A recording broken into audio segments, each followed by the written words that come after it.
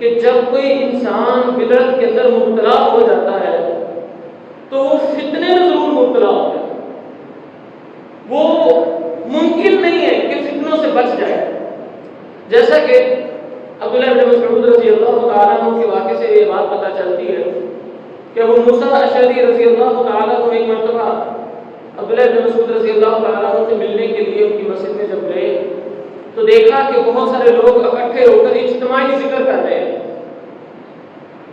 تو ابو موسیٰ اشعری رضی اللہ تعالیٰ عنہ عبداللہ بن مسعود کے گھر چلے گئے اور جا کر ان سے کہا کہ یہ مسجد کے اندر میں نے دیکھا کہ کچھ لوگ اکٹھے ہوئے ہیں، ایک ان کا امیر بنا ہوا ہے، وہ کہتا ہے سب بھی سارے سبحان اللہ کہنے لگ جاتے ہیں، وہ کہتا ہے تکبیر کا وہ سارے تکبیر بیان کرنا شروع کر دیتے، اللہ اکبر کہنا شروع کر دیتے، وہ کہتا ہے حمید وہ سارے ہم تو سنا بیان کرنے لگ جاتے ہیں. مختصر یہ کہ یہ بڑا اچھا عمل میں نے دیکھا ہے، تو آپ کی اس کے بارے میں کیا رائے ہے؟ عبداللہ بن مسعود رضی اللہ تعالیٰ عنہ جلدی سے اپنے گھر سے نکلے، ننگے پاؤں دروازہ کھولنے آئے تو اسی طرح ننگے پاؤں مسجد میں پہنچ گئے اور آ کر ان کو ڈانٹتے ہوئے کہنے لگے او اللہ کے بندو، اللہ کے نبی صلی اللہ علیہ وسلم کو ابھی گزرے ہوئے زیادہ عرصہ بھی نہیں گزرا، جو کپڑے وہ پہنا کرتے تھے ابھی تو وہ کپڑے بھی پوسیدہ نہیں ہوئے، جن برتنوں کو استعمال کیا کرتے تھے کہ تو وہ برتن بھی نہیں ٹوٹے، تم نے ابھی سے دین کا حلیہ بگاڑ کے رکھ دیا. وہ جاؤ جا کے اپنے گناہ گنو، نیکیاں گننے کی ضرورت نہیں ہے. ان کو ڈانٹا، سمجھایا، مسجد سے ایک روایت کرتا ہے مسجد سے بھی نکال دیا. بہرحال جب یہ سارا معاملہ ہوا، وہ لوگ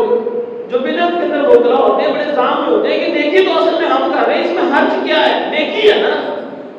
لیکن عبداللہ بن مسعود رضی اللہ تعالیٰ عنہ ان کو یہ بات سمجھائی، ان کے پلے یہ بات نہیں پڑی. عبدالرحمن بن عوف اور اسی طرح دوسرے صحابہ کا بیان ہے کہ ہم نے ان لوگوں کو دیکھا جو لوگ اس وقت اجتماعی ذکر میں مبتلا تھے، عبداللہ بن مسعود رضی اللہ تعالیٰ عنہ کے روکنے کے باوجود وہ اپنی بدعات سے باز نہیں آئے. جب وقت نکلا، وقت گزرا تو حضرت علی رضی اللہ تعالیٰ عنہ کے خلاف جن خارجیوں نے جنگ کا اعلان کیا وہ بدعتی لوگ ان خارجی ٹولے کا حصہ بنے ہوئے تھے. یہ نقصان ہوتا ہے بدعات کے اندر پڑ جانے کا. اس طرح انسان فتنوں میں مبتلا ہو جاتا ہے، پھر اس کی بریک نہیں لگتی. اللہ رب العزت نے بدعتی انسان سے توبہ کو چھپا لیا ہے. جب وہ توبہ نہیں کرے گا، اپنے آپ کو گنہگار نہیں سمجھے گا، وہ کبھی نہیں سدھر سکتا، وہ فتنوں میں لازمی مبتلا ہوگا.